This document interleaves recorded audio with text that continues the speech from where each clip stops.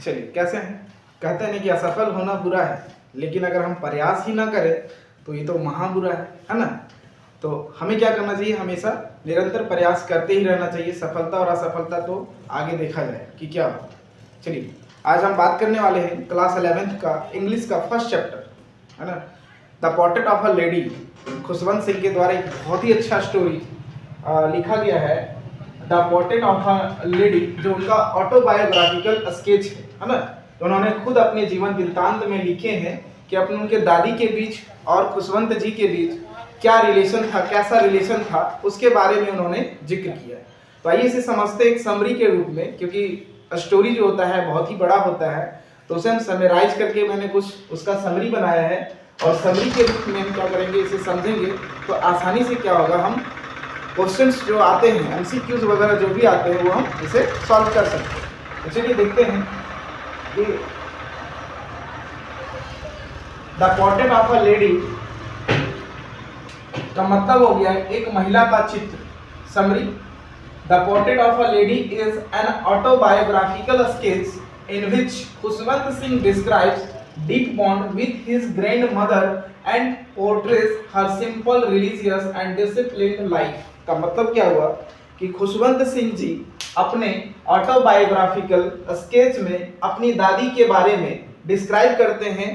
Describe करते हैं, वर्णन करते हैं उनके डीप लव के बाद, deep bond with his grandmother, अपने दादी माँ के साथ के गहरे संबंध को, एंड पोर्ट्रेज हर सिंपल, और उनका एक छवि, एक चित्र बनाते हैं उनके सिंपल, साधारण, धार्मिक और एक डिसिप्लिन्ड लाइफ का, कि वो कैसी थी, वो एक कैसी महिला थी, उनकी दादी माँ जो थी वो कैसी महिला थी। तो एक सिंपल थी, साधारण थी और बहुत ही धार्मिक किस्म की महिला थी, जो उनके साथ जो गहरा संबंध था उनके बारे में उन्होंने इसमें बताया है। The author remembers his grandmother as an old, है ना, कि जब उनकी दादी माँ बूढ़ी हो गई थी तब उनके बारे में वो याद करते हैं कि उनका रिंकल्ड, है ना, रिंकल का मतलब होता है चेहरा में झुर्रियां आ जाना, wrinkle woman with peaceful face, एक शांतिपूर्वक चेहरा, है ना, और झुर्रीदार वाली चेहरा। शी वाज एक्सट्रीमली रिलीजियस, और वो क्या थी, एक धार्मिक व्यक्ति, एक धार्मिक महिला, and spent most of her time praying and telling the beads of her rosary, है ना। वो अधिकतर समय क्या करती थी, उनकी दादी माँ जो थी अधिकतर समय, ज्यादा से ज्यादा समय वो पूजा पाठ में, पूजा अर्चना में, धार्मिक कार्यों में व्यतीत करती थी, है ना। और ज्यादा, और फिर जब बचे टाइम होते थे वो माला फिरने में, जैसे होता है ना, रोसरी का मतलब क्या हुआ कि माला, और बीट्स का मतलब जो उसमें गोटियां होती है उसके बारे में बताया जा रहा है कि वो ज्यादा से ज्यादा टाइम जो होता था पूजा पाठ में व्यतीत करती थी, और बाकी समय में वो माला फिरती थी। The author had never seen her young, author बताते हैं कि उन्होंने कभी उन्हें यंग के टाइम में, जब जवान थी तो उन्हें कभी नहीं देखे थे। In the village the author lived closely with his grandmother, गांव में अपनी दादी माँ के साथ ऑथर जो है वो रहते थे बहुत ही closely. She took him to school every day and helped him with his lesson, वो क्या करती थी, उसकी दादी माँ हर रोज, हर सुबह उन्हें स्कूल छोड़ती थी और स्कूल से लाया करती थी। ठीक है, कि गांव का विलेज जो होता था उसमें प्रत्येक दिन ऑथर को उसकी दादी माँ ही छोड़ती थी, पढ़ने के लिए ले जाया करती थी और उन्हें वापस लाती थी। She liked the simple education given in the village school, और यहाँ तक कि उनकी दादी माँ जो थी वो एक साधारण, जो गांव का जो स्कूल होता है वहाँ साधारण शिक्षा जो दिया जाता है, साधारण पद्धति के प्रणाली के तहत, उस शिक्षा पद्धति को उसकी दादी माँ जो थी बहुत पसंद करती थी।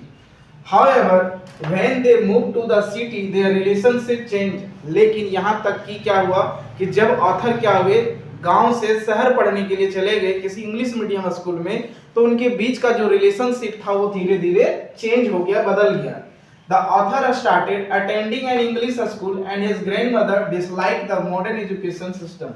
जो लेखक हैं खुशवंत सिंह साहब जी हैं, जो वो क्या करते हैं कि किसी मॉडर्न स्कूल में, किसी इंग्लिश मीडियम स्कूल में अपना एडमिशन कराते हैं, उनका एडमिशन होता है और वो इंग्लिश मीडियम स्कूल पढ़ने के लिए चले जाते हैं शहर में। तो उनकी दादी माँ जो होती है वो शहर के स्कूलों की जो शिक्षा पद्धति है उनसे वो नफरत करती, उन्हें पसंद नहीं थी।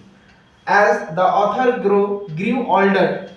धीरे धीरे ऑथर जो हुए बड़े हुए, and went to live in a hostel, और फिर वो कहाँ चले गए, किसी हॉस्टल में रहने के लिए चले गए, the emotional distance between them increase, तो उनके बीच का जो संबंध था, उनके बीच का जो इमोशनल गहरा संबंध था, रिलेशनशिप का जो था वो और ज्यादा बढ़ गया। The grandmother accepted this silently and devoted herself to prayer and spinning the wheel, और धीरे धीरे क्या हुआ कि उनकी ग्रैंड मदर जो थी वो धीरे धीरे उस रिलेशनशिप को भी एक्सेप्ट कर ली, क्योंकि जो खुशवंत साहब थे वो तो हॉस्टल में चले गए पढ़ने के लिए, तो दादी माँ भी अपने घर में अपने पूजे पाठ कार्यों में लगी रहती थी और उससे भी आसानी से वो एक्सेप्ट कर ली और अपना काम जो करती थी वो धीरे धीरे वो अपना पूजा पाठ करने का काम करती थी और स्पिनिंग करती थी, जो सूत काटने का काम होता था, चरखा चलाया करती थी।